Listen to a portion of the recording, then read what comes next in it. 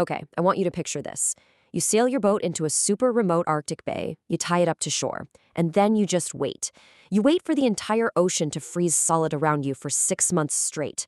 I mean, in a world where it feels like every single corner of the globe has been mapped and explored, this is one of the last true frontiers.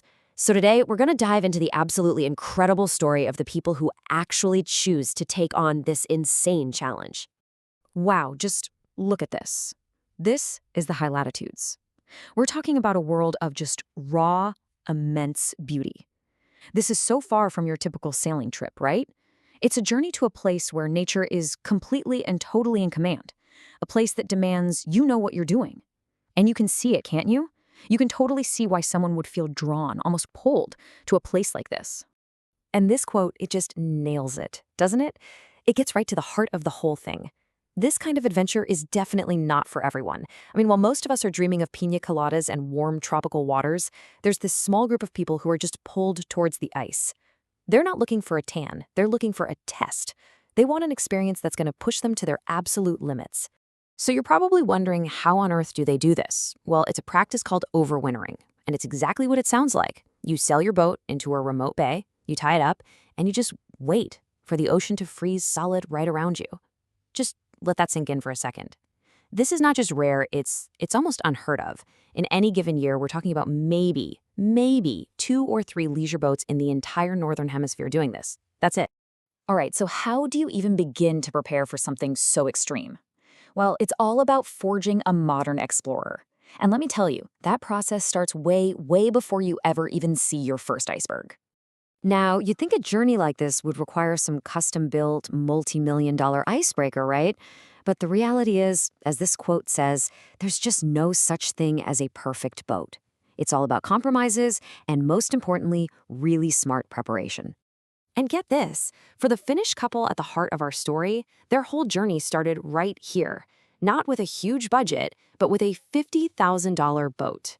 And this wasn't just any boat. It had been totally abandoned, just sitting in a California boatyard for 15 years.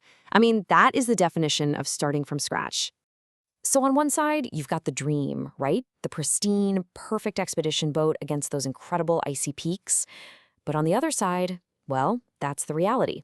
This couple spent 5 or 6 solid months pouring every ounce of their knowledge, their sweat, and their savings into a total refit, turning that abandoned wreck into their polar home. And that whole refit, it was all about one thing: survival.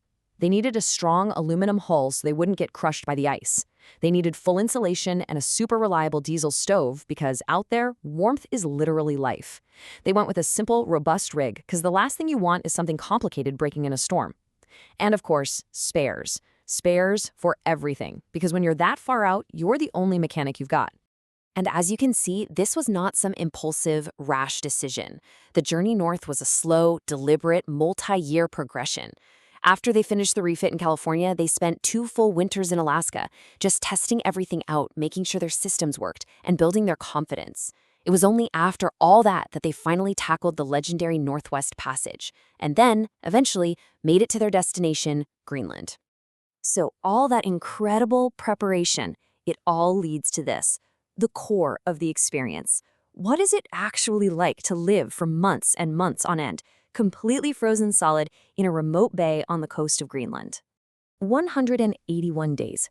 Let that sink in. That's half a year. For 6 entire months, your home isn't floating on water anymore. It's a fixed point, stuck in this ever-changing, incredible landscape of ice. The world outside is constantly shifting and moving.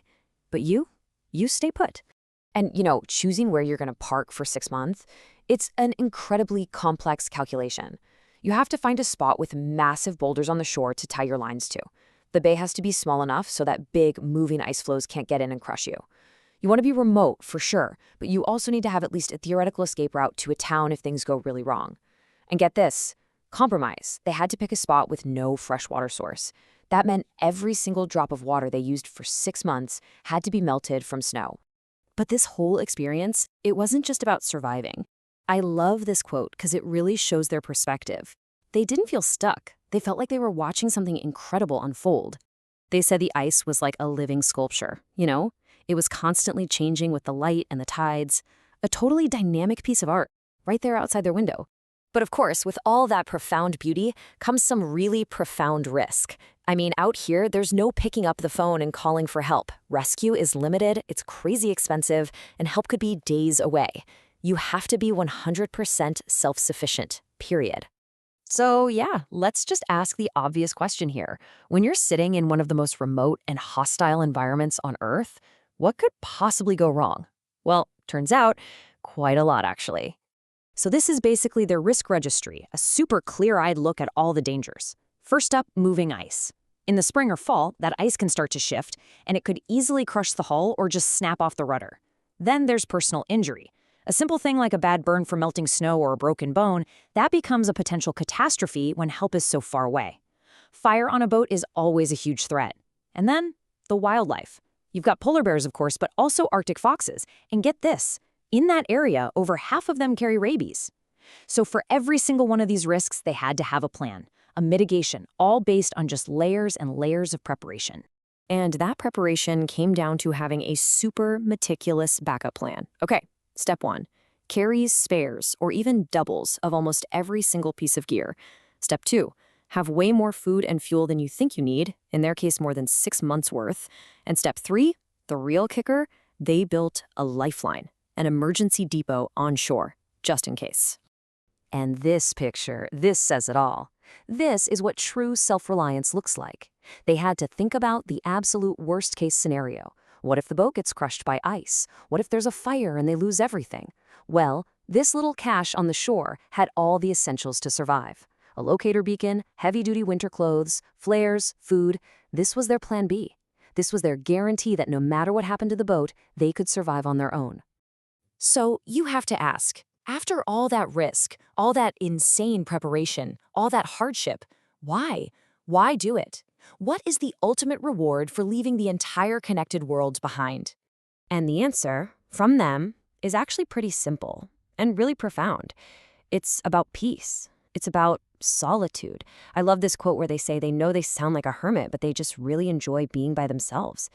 Think about that. They had the time and the space to read books, to just watch the landscape, to just be. You know, in our world that's constantly screaming for our attention, they found this deep sense of satisfaction in having nothing but their own thoughts and that wild world around them. But here's the thing. This kind of pure, unfiltered freedom, it might be becoming a thing of the past. The exact kind of self-sufficient journey this couple took is already facing new, more complicated rules in other parts of the Arctic, like Svalbard. It really feels like the window on this kind of pure, raw exploration might be slowly closing. And that really leaves us with a final thought, doesn't it? This whole journey was about so much more than just sailing and survival. It was a search for something that's becoming incredibly rare. And it really makes you wonder, in a world that is always pushing for total connection, what's the real value of being completely, utterly, and truly alone?